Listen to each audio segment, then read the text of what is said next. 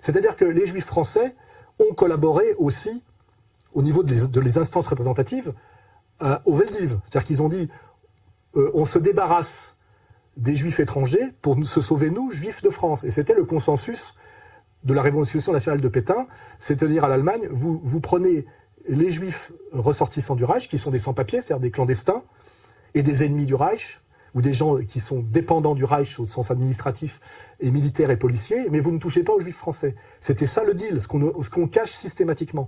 Et la rafle du Veldiv se fait avec la collaboration des institutions juives représentatives de l'époque, qui est l'UJIF, qui, je le répète, est l'ancêtre du CRIF. Hein, il faut le savoir. Hein, voilà.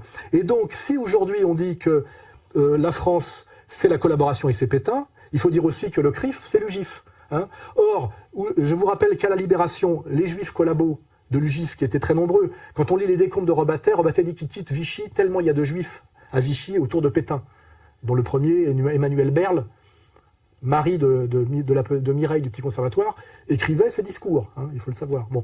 Donc si à un moment donné, il faut savoir que les Juifs collabos ont échappé aux tribunaux d'épuration à la Libération et qu'ils ont été jugés en interne par la communauté juive elle-même, ce qui s'appelle d'ailleurs une mise en place illégale et totalement anti-républicaine de tribunaux rabbiniques. On ne voit pas pourquoi, quand on est un juif collabo, on échappe à la justice de la République. C'est déjà totalement anti-républicain, ça fait partie des dysfonctionnements qui montrent que finalement, la République n'est peut-être pas tout à fait ce qu'on croit, ou d'ailleurs il faut peut-être que la phrase débile et délirante de BHL est vraie, puisqu'il avait bien dit un jour sur France 2, à une heure de grande écoute devant Arlette Chabot, ces synagogues qui sont le symbole de la République.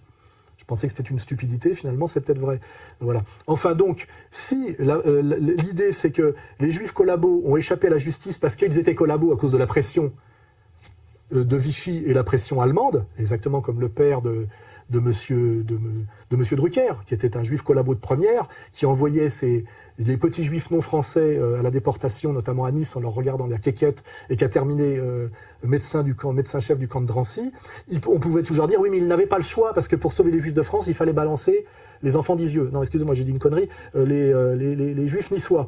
Donc à ce moment-là, d'accord, mais à ce moment-là, on va dire la même chose. Si la police française et la haute administration française est obligée de faire une politique anti-juive qui n'était pas du tout la politique française d'avant 1939, c'est parce qu'elle a la pression de la victoire allemande et de l'occupation allemande. Donc si les Juifs collabos ont échappé à la justice de l'épuration, la haute administration française aurait dû y échapper pour les mêmes raisons. Or, on ne pardonne rien à la France qui est obligée de se comporter comme elle s'est comportée à cause de la domination allemande, mais par contre on pardonne tout aux Juifs collabos parce qu'effectivement il y avait la Révolution nationale de Pétain. Ce qui veut dire qu'on est toujours dans le deux poids deux mesures, dans la malhonnêteté et effectivement dans ce qu'on appelle la double éthique. Donc on veut dire qu'on est bien au niveau de cette vision de l'histoire, au niveau de ce qui s'est passé à la Libération et au niveau du discours politique aujourd'hui, effectivement dans la double éthique juive et non pas dans l'universalisme républicain et l'analyse sainement républicaine.